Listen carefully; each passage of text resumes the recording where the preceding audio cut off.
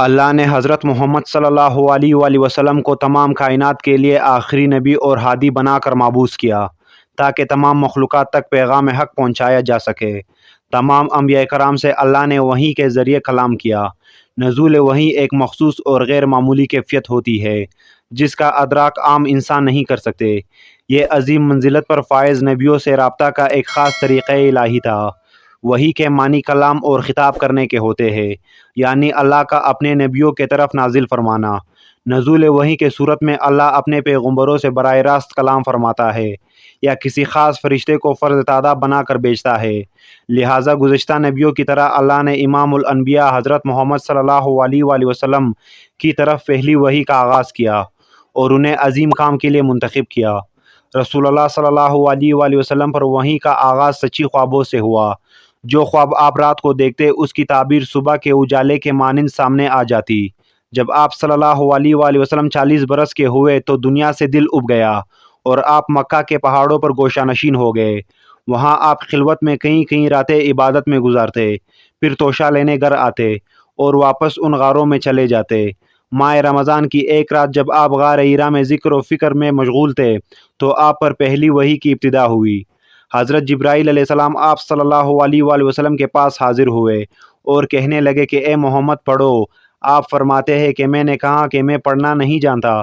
آپ فرماتے ہیں کہ فرشتے نے مجھے پکڑ کر اتنے زور سے دبایا کہ میری طاقت جواب دے گئی، پھر مجھے چھوڑ کر کہا کہ پڑھو۔ میں نے پھر وہیں جواب دیا کہ میں پڑھا ہوا نہیں ہوں۔ اس فرشتے نے مجھے نہایت ہی زور سے پکڑا کہ مجھے سخت تکلیف محسوس ہوئی، پھر اس نے کہا کہ پڑھیے۔ میں نے کہا کہ میں پڑھا ہوا نہیں ہوں۔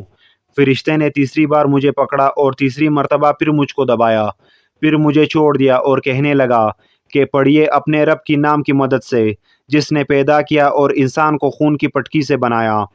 پڑھیے اور آپ کا رب بہت ہی مہربانیاں کرنے والا ہے۔ بس یہی آیاتیں آپ جبرائیل علیہ السلام سے سن کر اس حال میں غار حرا سے واپس ہوئے کہ آپ کا دل اس انوکھے واقعے سے کانپ رہا تھا۔ آپ حضرت خدیجہ رضی اللہ تعالیٰ عنہا کے پاس تشریف لائے اور فرمایا کہ مجھے کمبل اوڑھا دو، مجھے کمبل اوڑھا دو۔ لہٰذا آپ کو کمبل اوڑھا دیا گیا۔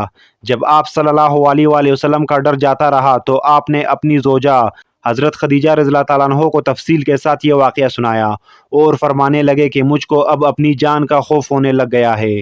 آپ کی زوجہ حضرت خدیجہ نے آپ کی ڈھارس بنائی اور کہا کہ آپ کا خیال صحیح نہیں ہے، اللہ کی قسم آپ کو اللہ کبھی رسوا نہیں کرے گا۔ آپ تو اخلاق فاضلہ کے مالک ہے، آپ تو کنبہ پرور ہے، بے کسوں کا بوجھ اپنے سر پر رکھ لیتے ہیں، مفصلوں کے لیے آپ کماتے ہیں اور مہمان نوازی میں آپ بے مثال ہے اور مشکل وقت میں آپ امر حق کا ساتھ دیتے ہیں۔ ایسے اوصاف حسنہ والا انسان یوں بے وقت ذلت و خواری کی موت نہیں پا سکتا۔ پھر حضرت خدیجہ رضی اللہ تعالیٰ عنہا آپ صلی اللہ علیہ وآلہ وسلم کو ورقہ بن نوفل کے پاس لے گئی جو آپ کی چچا زاد بھائی تھے اور زمانہ جاہلیت میں نصرانی مذہب اختیار کر چکے تھے اور عبرانی زبان کے کاتب تھے، لہٰذا انجیل کو بھی عبرانی زبان میں لکھا کرتے تھے۔ جب ورقہ بن نوفل کو یہ سارا واقعہ سنایا گیا تو وہ بے اختیار بول اٹھے کہ یہ تو وہی ناموس ہے جسے اللہ نے موسیٰ علیہ السلام پر وحی دے کر بھیجا تھا۔ کاش میں آپ کی اس عہد نبوت کے شروع ہونے پر جوان عمر ہوتا، کاش میں اس وقت تک زندہ رہتا جب آپ کے قوم آپ کو شہر سے نکال دیں گے۔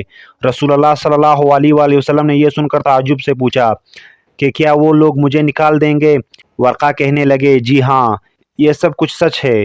جو شخص بھی آپ کی طرح آمر حق لے کر آیا لوگ اس کے دشمن ہی ہو گئے ہیں۔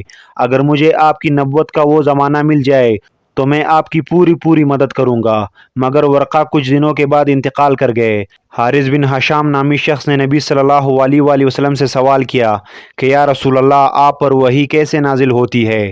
تو آپ صلی اللہ علیہ وآلہ وسلم نے فرمایا وحی نازل ہوتے وقت کبھی مجھ کو گھنٹی کی سی آواز محسوس ہوتی ہے اور وحی کی کیفیت مجھ پر بہت شاک گزرتی ہے۔ جب یہ کیفیت ختم ہوتی ہے تو میرا دل و دماغ پر فرشتے کے ذریعے نازل شدہ وحی محفوظ ہو جاتی ہے، اور کسی وقت ایسا بھی ہوتا ہے کہ فرشتہ انسانی شکل میں میرے پاس آتا ہے اور مجھ سے کلام کرتا ہے، پس میں اس کا کہا ہوا یاد کرتا ہوں۔ حضرت عائشہ رضی اللہ تعالیٰ عنہا بیان فرماتی ہے کہ میں نے سخت کڑاکے کی سردی میں نبی کو دیکھا ہے کہ آپ پر وحی نازل ہوئی، اور جب اس کا سلسلہ ختم ہوا تو آپ کی پیشانی پسینے سے شرابور تھی۔ وہیں الہی کی شدت نہایت ہی غیر معمولی ہوا کرتی تھی۔ لہٰذا حضرت زید بن ثابت بیان فرماتے ہیں کہ نبی صلی اللہ علیہ وآلہ وسلم اونٹنی پر سوار تھے، اسی دوران آپ پر وحی کا نزول شروع ہو گیا، لہٰذا وہ اونٹنی بھی اس بوجھ کے متحمل نہ ہو سکی بلکہ گھٹنوں کے بل بیٹھ گئی۔ وحی کی سب سے اعلیٰ اور انتہا درجہ وہ تھی جب معراج میں رسول اللہ صلی اللہ علیہ وآلہ وسلم اللہ سے براہ راست ہم کلام ہوئے۔